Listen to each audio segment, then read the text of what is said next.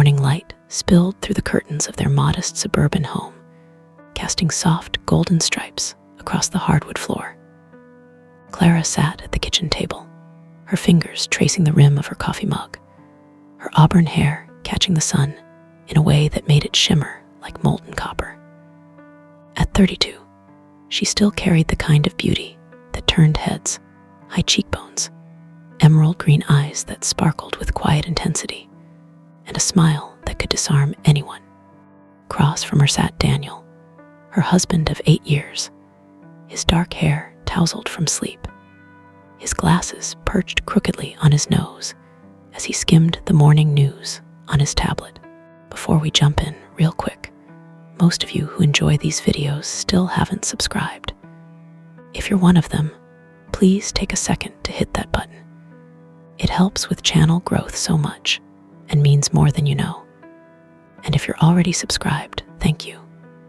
Now, let's begin. Their life was comfortable, predictable. Daniel worked as a software engineer, spending long hours hunched over code, while Clara ran a small online boutique selling handmade jewelry. They had no children, not yet, they always said, though the years kept slipping by without much discussion. On the surface, they were the picture of contentment. But beneath it all, something had begun to fray. It started with the silences, not the comfortable kind that long-married couples share, but the heavy, unspoken ones that lingered like damp air after a storm. Clara couldn't pinpoint when it began, maybe a year ago, maybe 2. Daniel had always been quiet, introspective, but lately, he'd retreated further into himself. He still kissed her goodnight, still said, "I love you," before leaving for work, but the words felt mechanical, like a script he'd memorized long ago. Clara didn't want to admit it, but she was lonely. She missed the man who'd once surprised her with midnight drives to the coast, who'd laughed with her until their sides ached. Now, their evenings were filled with the hum of the TV and the clatter of dishes, punctuated by occasional small talk about groceries or bills. She tried to bridge the gap, suggested date nights, weekend getaways, but Daniel always had an excuse: a deadline, exhaustion, a vague maybe next time. So when Ethan walked into her life, it felt like a crack of lightning in a sky she'd forgotten could storm. Ethan was a customer at first, a man who'd ordered a silver pendant from her boutique for his sister's birthday. He emailed her with questions about customization, his tone warm and curious, and soon their exchanges stretched beyond business into playful banter. He was a photographer, he told her, traveling the world to capture moments others overlooked. When he suggested meeting in person to pick up the pendant, since he'd be passing through her town, Clara hesitated only for a moment before saying yes. They met at a cafe downtown, a quaint little place with mismatched chairs and the smell of roasted coffee beans. Ethan was taller than she'd imagined, with broad shoulders and a mop of sandy blonde hair that fell into his hazel eyes. He had a way of looking at her, really looking, that made her feel seen for the first time in years. They talked for hours about art, about travel, about the tiny details of life that Daniel never seemed to notice anymore. When he left, pendant in hand, he'd brushed her fingers with his, and the jolt of it lingered on her skin long after he'd gone. That should have been the end of it, but it was. Ethan texted her the next day, thanking her again, and soon their messages became a daily rhythm. He'd send her photos from his shoots, sunsets over jagged cliffs, street musicians in foreign cities, and she'd reply with snippets of her day, her thoughts, her dreams. It was innocent, she told herself, just friendship. But deep down, she knew it was more. She felt alive again, electric, like a version of herself she'd buried years ago. Weeks turned into months, and the distance between Clara and Daniel grew wider, even as Ethan's presence filled the empty spaces. She didn't plan to cross the line. She didn't even see it coming until it was too late. It happened on a rainy Thursday in October, was at the office, working late as usual, and Ethan had texted her that he was back in town for a gallery opening. "Come with me," he'd written. "It'll be fun." Clara stared at the message for a long time, her heart thudding against her ribs. She typed yes before she could talk herself out of it. The gallery was crowded, the air thick with chatter and the clink of wine glasses. Ethan looked striking in a dark blazer, his eyes lighting up when he saw her. They moved through the exhibits together, his hand occasionally brushing her arm, her shoulder, her lower back. Each touch was a spark, and by the time they stepped outside into the drizzle, Clara's resolve was a threadbare thing. "I don't want the night to end," Ethan said, his voice low, his breath visible in the cool air. They were standing under an awning, rain pattering around them, and Clara felt the weight of his gaze like a physical pull. She should have said no. She should have gone home. Instead, she nodded, and he took her hand. His apartment was small, cluttered with camera equipment and stacks of prints. The moment the door closed behind them, he kissed her soft at first, then hungry, desperate. Clara's mind screamed at her to stop, but her body moved on its own, her hands tangling in his hair, her lips meeting his with a need she hadn't known she carried.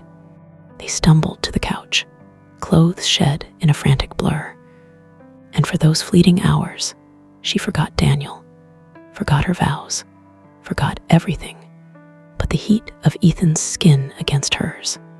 When it was over, she lay there, staring at the ceiling, guilt crashing over her like a tidal wave.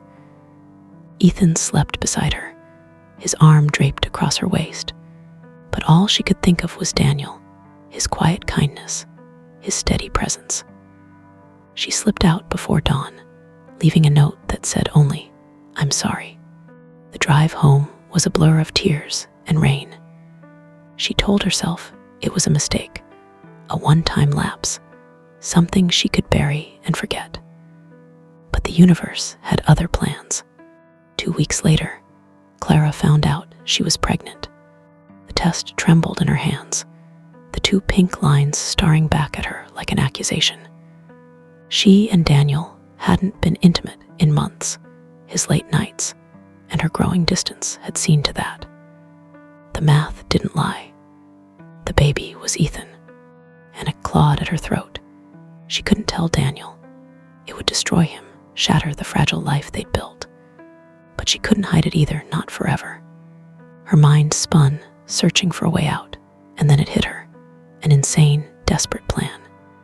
She could bridge the gap with Daniel, rekindle what they'd lost, and convince him the baby was his. It was a lie, a betrayal deeper than the act itself, but it was the only way she could see to keep her family intact. Night when Daniel came home, Clara was waiting for him.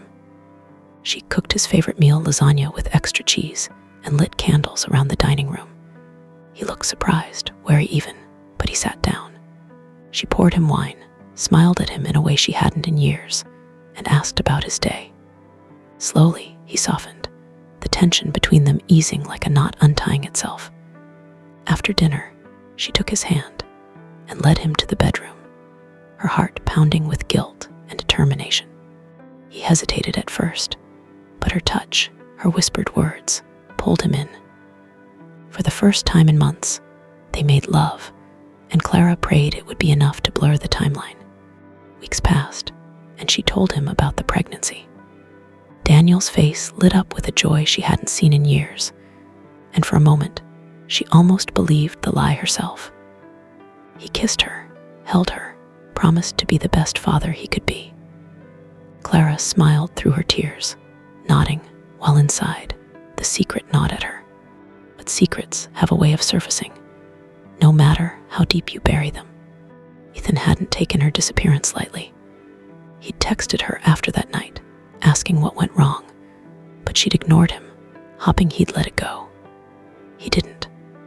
One evening, as Clara and Daniel sat on the couch watching a movie, the doorbell rang. Daniel got up to answer it, and Clara's stomach dropped when she heard Ethan's voice. "I need to talk to Clara," Ethan said, his tone firm. Daniel frowned, glancing back at her, but stepped aside. Ethan stood in the doorway, his eyes locked on hers, and she knew he wasn't there to apologize.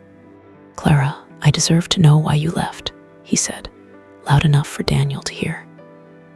After what happened, what we did, I can't just pretend it didn't mean anything. Daniel's face went pale. What's he talking about? He asked, his voice tight. Clara's mouth went dry. She stammered, trying to find words, but Ethan pressed on. She was with me, Daniel. That night you were working late, and now she won't even talk to me. The room spun. Daniel turned to her, his eyes searching hers for an explanation, but all she could do was shake her head, tears spilling down her cheeks. It was a mistake, she whispered. I'm so sorry. Daniel didn't yell. He didn't throw things. He just stood there, silent, as the truth sank in. Then he asked the question she dreaded most. The baby. Is it mine? Clara froze. She could lie again, cling to the fragile illusion she'd built, but the weight of it was too much. No, she said, her voice breaking. It's not. The silence that followed was deafening. Daniel walked past her, grabbed his keys, and left without a word. Ethan tried to say something, but she pushed him away, slamming the door behind him. Alone in the house, Clara sank to the floor, sobbing, the wreckage of her choices all around her. Days turned into weeks. Daniel didn't come back. He texted once, asking for time, but she knew he was gone for good. Ethan reached out again, offering support, but she couldn't face him, not after what he'd cost her. The pregnancy continued, a constant reminder of her betrayal, and Clara wrestled with what to do next. She thought about adoption, about raising the child alone, but no path felt right. In the end, it was a letter from Daniel that changed everything. It arrived on a cold December morning, simple and handwritten. I've thought about it, he wrote. I can't pretend it doesn't hurt, but I love you, Clara. If you'll have me, I want to come home. The baby doesn't change that. He read it over and over, tears staining the paper. When Daniel walked through the door that evening, she ran to him, clinging to him as if he might vanish again. They talked for hours, raw and honest, about the pain, the trust, the future. He didn't forgive her fully, not yet, but he was willing to try. And for Clara, that was enough. They raised the child together, a little girl with Ethan's hazel eyes and Clara's auburn hair. Daniel loved her like his own, and over time, the wounds began to heal. It wasn't perfect. It wasn't the life Clara had imagined, but it was theirs, built from the ashes of her mistakes, held together by a love that refused to break.